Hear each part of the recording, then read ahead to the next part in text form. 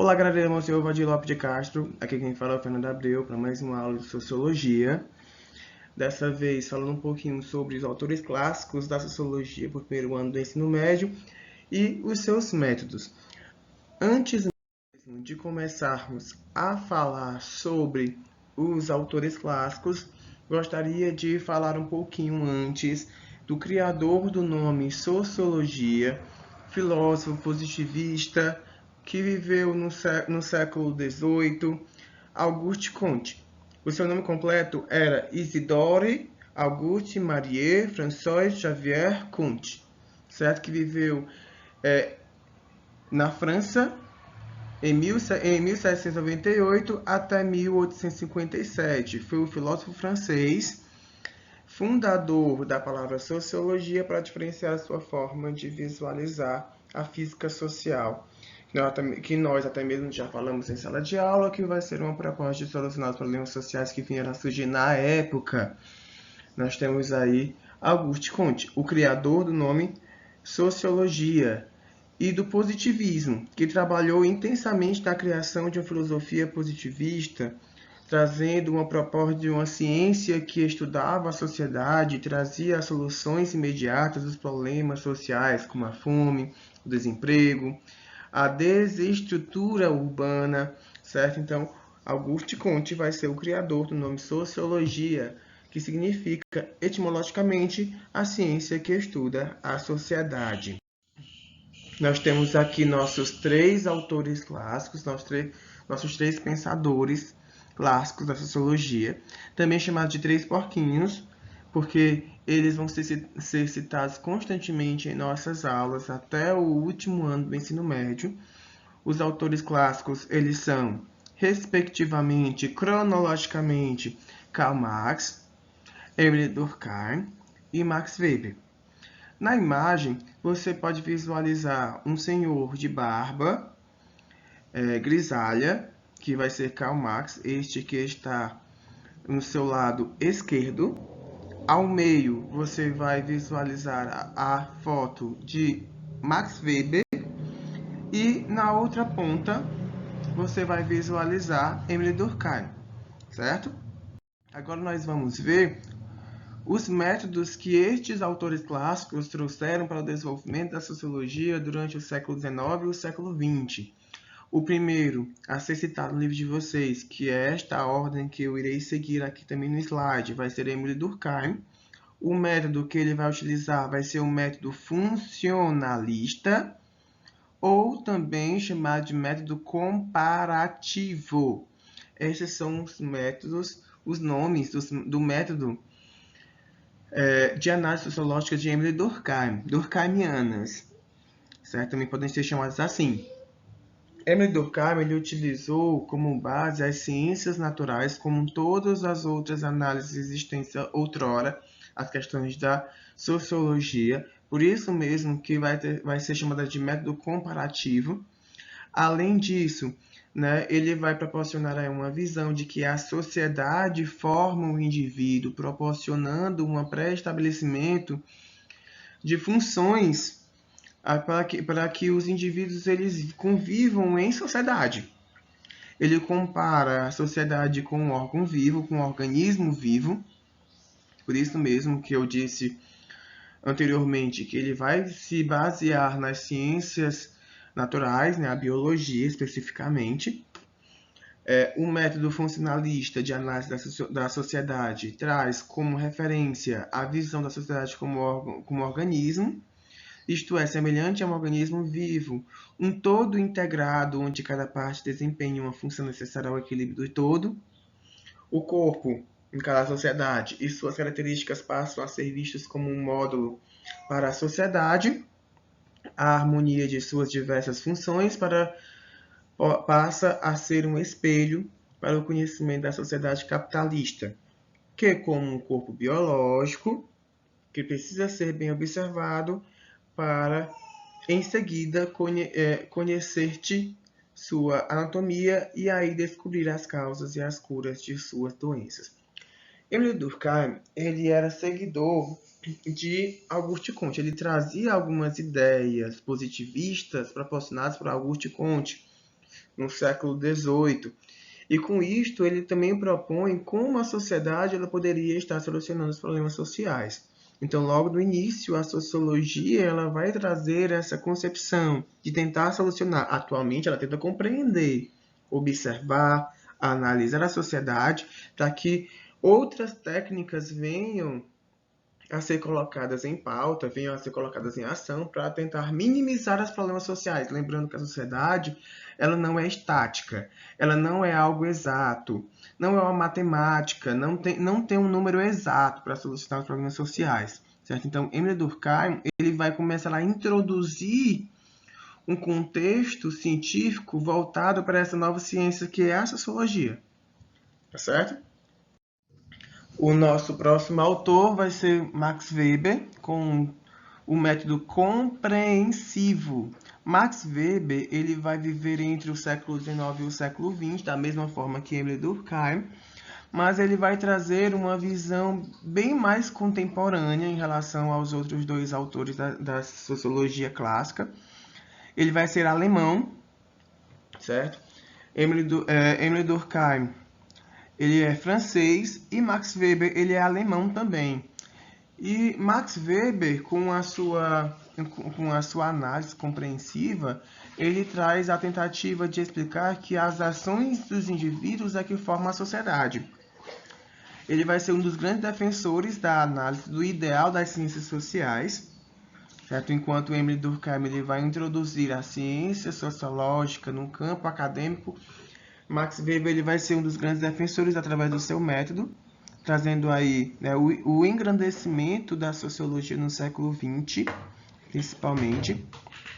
Este método proposto por Weber em suas análises sociológicas é de extrema importância para as análises contemporâneas, pois é possível dialogar com diversas outras correntes teóricas e metodológicas a partir do método weberiano de análise social. Certo, gente?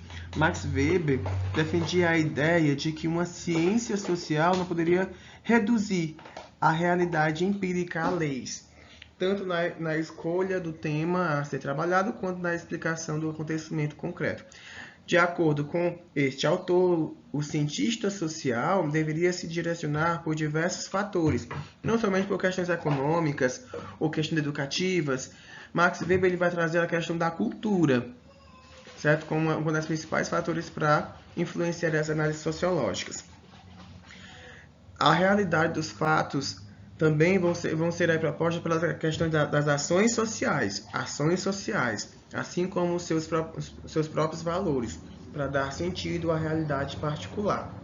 Sendo assim, gente, a aplicação de seu método de análise compreensiva, método compreensivo, se torna primordial para a obtenção de respostas nas inferências sobre o objetivo do estudo da sociologia. Como eu falei para vocês, esses autores clássicos eles vão ser de extrema importância para a introdução de um método científico para a sociologia, para esta ciência que nós estamos estudando agora. No capítulo 2, também nós iremos trabalhar novamente com esses mesmos autores, no qual nós iremos analisar o indivíduo e a sociedade.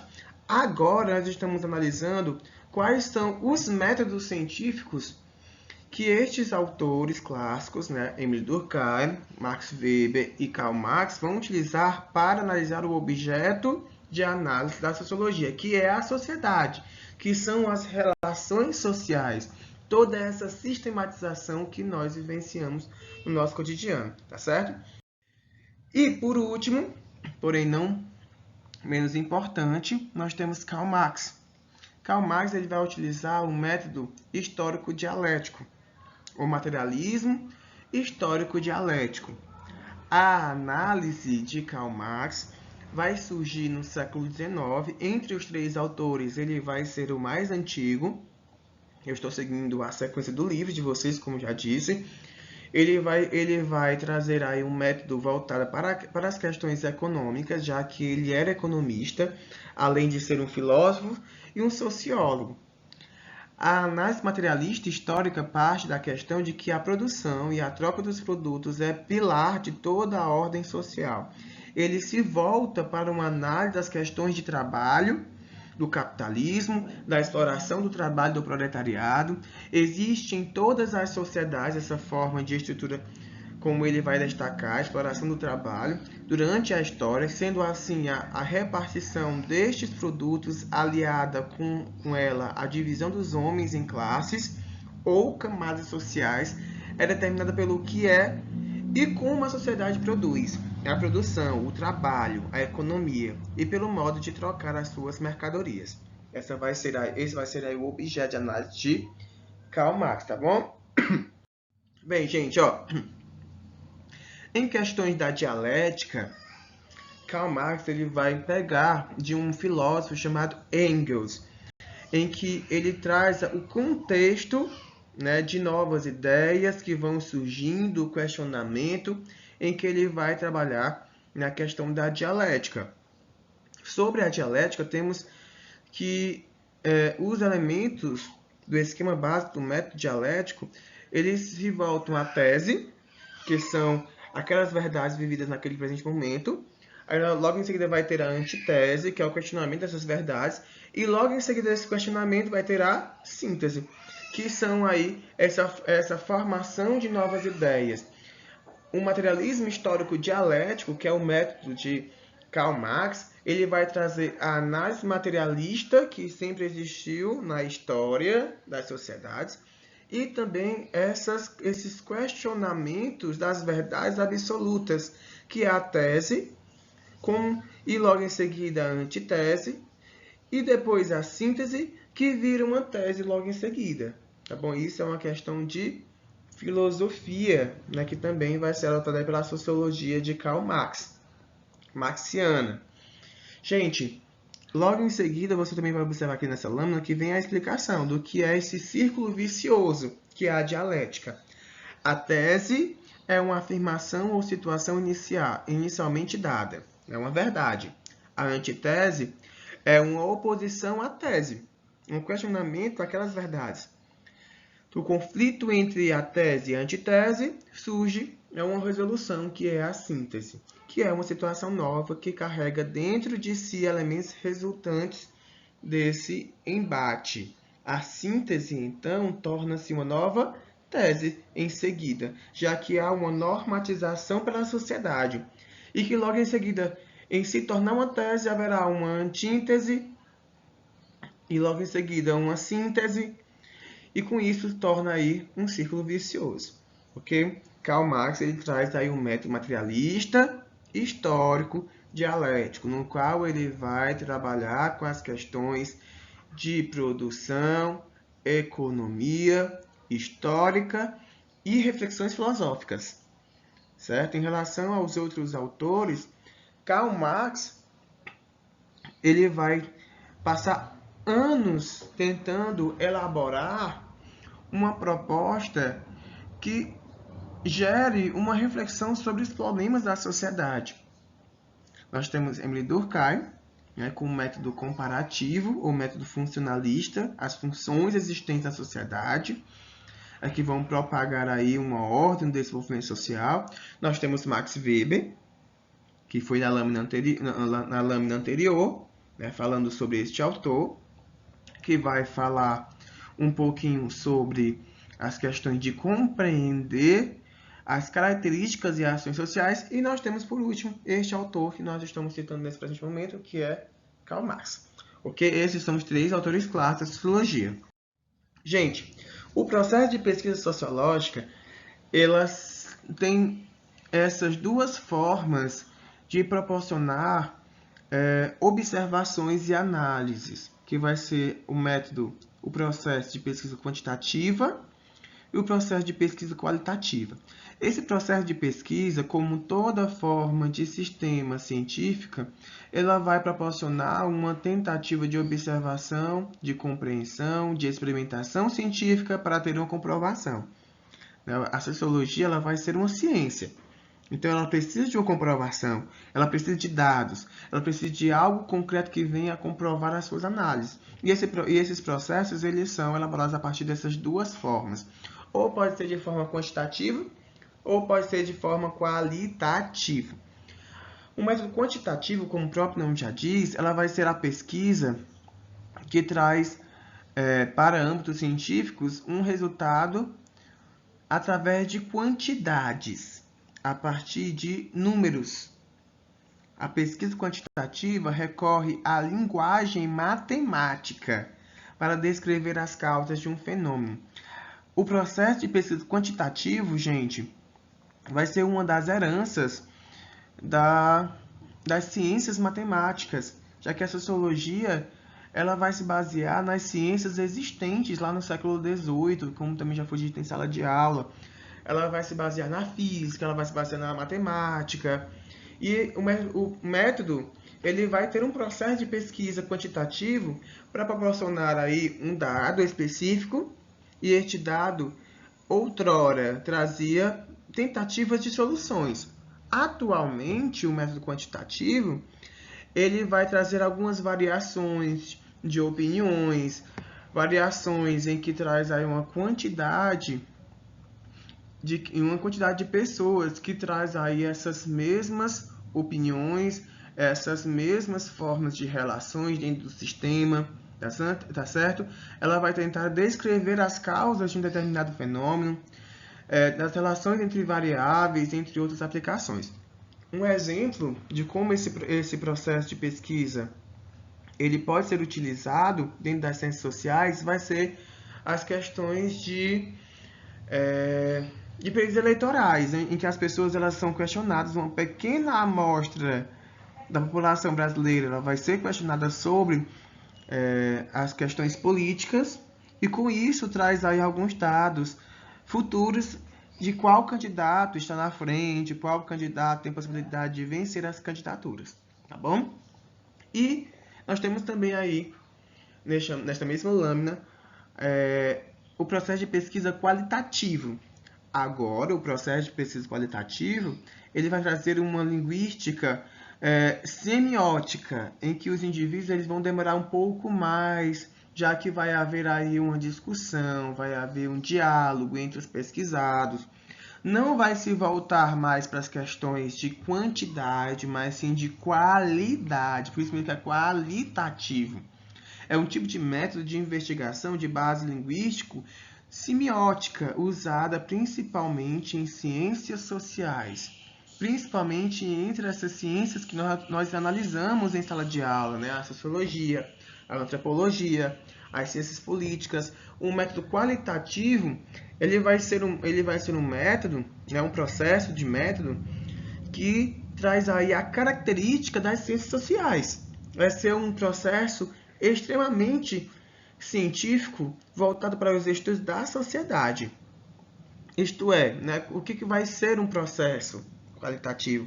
Vão ser entrevistas abertas, grupos de discussões ou técnicas de observação de participação, que você vai visualizar lá na antropologia no terceiro ano do ensino médio, esse tipo de processo qualitativo, em que um antropólogo ele vai lá para a sociedade, participa dos rituais, ele vai até as sociedades, vai até as comunidades, se conversa, tem um diálogo, faz uma entrevista com alguns moradores dessa comunidade, com algumas pessoas que fazem parte desse grupo social, e dessa forma ele faz uma análise sociológica sobre aquelas características que interessam a pesquisa.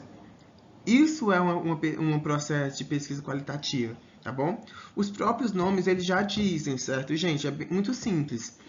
Quando se fala sobre quantidade, número matemático, é o processo de pesquisa quantitativo. Quando se fala sobre entrevista, diálogo, algo que traz uma qualidade, uma tentativa de abranger as questões de análises, vai ter aí a qualitativa, tá certo? Então, nós temos aí essas duas formas de processos metodológicos da pesquisa das ciências sociais. Todas as três utilizam os métodos que nós discutimos anteriormente, né? O comparativo, o método compreensivo, o método materialismo histórico dialético, são métodos que vão utilizar esses processos de pesquisa. nesses períodos, né? Já que esses autores clássicos viveram entre o século XIX e o século XX, tá bom? E é isso, é um assunto bem basiquinho, né? Que nós estamos vendo no primeiro capítulo do nosso livro de Sociologia, falando sobre a construção do conhecimento e falando também sobre a construção dos métodos científicos sociológicos, ok? Então, nós ficamos por aqui por hoje. Se você gostou desse vídeo, deixe o seu comentário, acione o sininho e coloque também aí sua curtida, ok? Para o nosso canal crescer cada vez mais. Tchau, tchau!